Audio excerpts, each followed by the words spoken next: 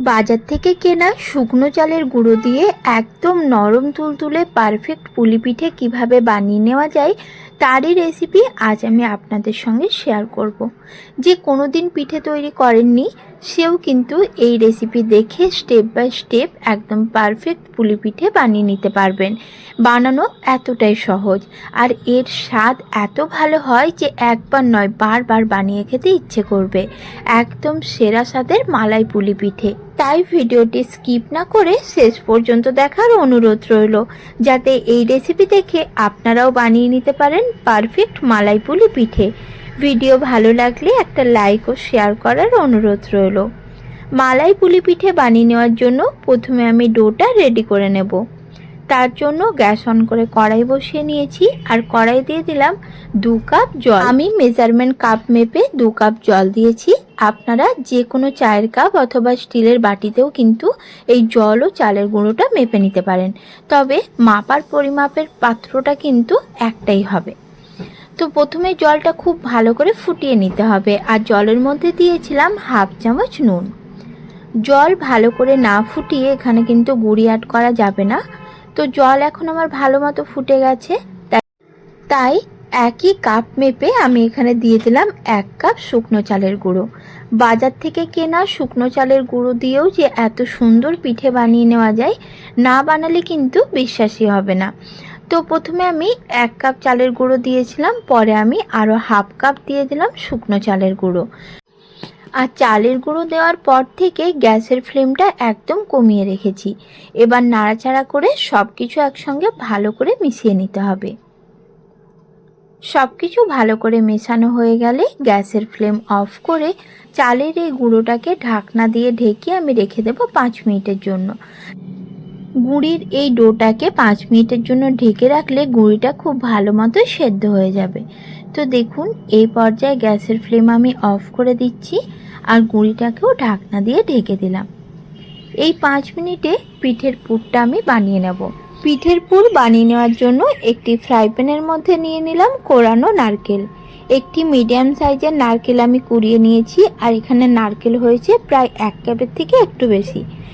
যতটা নারকেল হয়েছে তার অর্ধেক আমি এখানে গুড় দিয়েছি আর দিয়েছি 2টো ফাটানো এলাচ। মিষ্টির পরিমাণ আপনারা কম বেশি করে নিতে পারেন, আবার লিকুইড গুড়ের পরিবর্তে চাইলে এখানে পাটালি গুঁড়ো ব্যবহার করতে পারেন। গুড়ের পরিবর্তে আবার চিনি অথবা গুড়ের বাতাসাও ব্যবহার করতে পারেন। তো দেখুন ভালো মতো হাই ফ্লেমে পুরটা আমি রান্না করে নিয়েছি আর গুড়টা শুকিয়ে আসা পর্যন্ত অপেক্ষা করতে হবে। তবে পুরটা একদম শুকনো করে নেওয়া যাবে না, তাহলে কিন্তু পুর যখন ঠান্ডা হবে তখন পুরটা একদম জমে শক্ত হয়ে যাবে। তাই একটু নরম থাকা অবস্থায় পুরটা নামিয়ে নিতে হবে। পুর এখন আমার তৈরি হয়ে গেছে, তাই গ্যাসের ফ্লেম অফ করে পুরটাকে আমি একটি প্লেটে নামিয়ে নিচ্ছি। এবার চালের গুঁড়ো যে ডোটা তৈরি করে রেখেছিলাম সেটা ভালোভাবে মেখে নিতে হবে। আর ডোটা মেখে নেওয়ার সুবিধার জন্য আমি এই ডোটাকে প্রথমে একটি থালার মধ্যে নামিয়ে নিচ্ছি। তো ডোটা আগের থেকে বেশ অনেকটাই টাইট হয়ে গেছে, তাই হাতে অল্প অল্প এভাবে জল নিয়ে ডোটা ভালো করে একদম সফট করে মেখে নিতে হবে। জলের পরিবর্তে আপনারা চাইলে এখানে 1 থেকে 2 চামচ ঘি ব্যবহার করেও মেখে নিতে পারেন। তো আমি জল দিয়ে ডোটাকে ভালোভাবে মেখে নেব। শেষ পর্যায়ে হাতে নিয়ে নিচ্ছি 1 চামচ ঘি। ঘিটা দিয়ে আবার ডোটাকে একদম ভালোভাবে স্মুথ করে মেখে নিতে হবে। আর হ্যাঁ, ডোটা মেখে নেওয়ার সময় ডোটা যেন উষ্ণ গরম থাকে সেইভাবেই মাখতে হবে। ডোটা একদম ঠান্ডা করে নেওয়া যাবে না, তাহলে কিন্তু ডোটাও শক্ত হয়ে যাবে আর পিঠেগুলো শক্ত তৈরি হবে। তাই ডো উষ্ণ গরম থাকা অবস্থায় সুন্দরভাবে একদম স্মুথ করে মেখে রেডি করে নিতে হবে। এবার ডোটার থেকে এভাবে ছোট একটা লেচি কেটে লেচিটাকে ভালোভাবে গোল করে নিয়ে 2টো আঙুলের সাহায্যে এভাবে একটু গর্ত বাটির মতো করে মাঝ বরাবর দিয়ে দেব তৈরি করে রাখা নারকেলের পুর। তারপর মুখটা ঠিক এইভাবে চেপে বন্ধ করে আবারও ভালোভাবে গোল করে নেব। গোল করা হয়ে গেলে 2 সাইডটা এভাবে একটু লম্বাটে করে পুলি পিঠে শেপ দিয়ে দেব। আর দেখুন এইভাবে আমি একটি পিঠে তৈরি করে নিলাম। একই রকম ভাবে আরও একটি পিঠে আমি আপনাদের বানিয়ে দেখাচ্ছি। তবে পিঠেগুলো বানিয়ে নেওয়ার পর পিঠেগুলো মালাইয়ে দেওয়ার আগে পর্যন্ত কিন্তু ঢেকে রাখতে হবে, না হলে পিঠেগুলো শক্ত হয়ে যাবে আর খেতেও ভালো লাগবে না। আর যে গুঁড়িটার থেকে পিঠেগুলো তৈরি করছি বা যে ডোটার থেকে সে ডোটাও কিন্তু ঢেকে রাখতে হবে। ঠিক এইভাবে ডো এবং পিঠেটা ঢেকে বানিয়ে নিতে হবে, তাহলে দেখবেন পিঠেগুলো একদম নরম থাকবে। একই রকমভাবে বাকি পিঠেগুলো আমি বানিয়ে নেব, আর সেই ফাঁকে আমি মালাইটাও তৈরি করে নেব।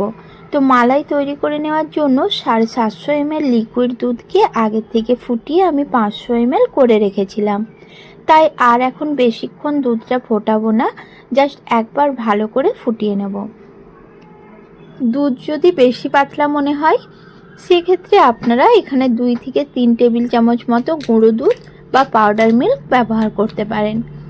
দুধ ভালো করে ফুটিয়ে নেওয়ার পর গ্যাসের ফ্লেম একদম কমিয়ে দিয়ে দিলাম 1/2 কাপ পাটালি গুড়। এখন গুড়টা গলে যাওয়া পর্যন্ত অপেক্ষা করব। এই পর্যায়ে গ্যাসের ফ্লেম একদম কমিয়ে রাখতে হবে, গ্যাসের ফ্লেম বাড়িয়ে দিলে দুধ কেটে যেতে পারে। আর এদিকে সব কটা পুলি পিঠেও বানিয়ে আমি রেডি করে নিয়েছি।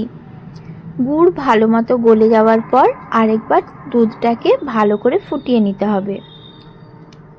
তারপর এক এক করে পিঠেগুলো দুধের মধ্যে দিয়ে দেব।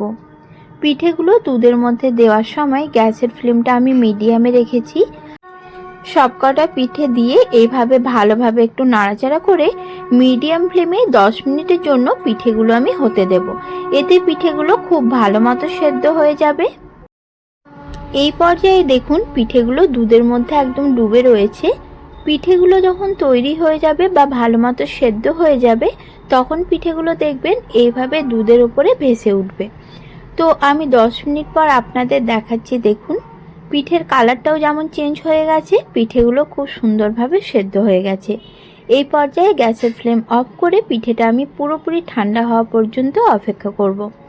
আর ঠান্ডা হওয়ার পর দেখাচ্ছি দেখুন মালাই কতটা ঘন হয়ে গেছে আর পিঠেগুলো দেখতে কতটা সুন্দর লাগছে। তৈরি হয়ে গেল একদম পারফেক্ট মালাই পুলি পিঠে, আর খেতেও দারুণ টেস্টি হয়। আজকের রেসিপি আপনাদের কেমন লাগলো কমেন্টে অবশ্যই জানাবেন। নমস্কার, সকলেই ভালো থাকবেন।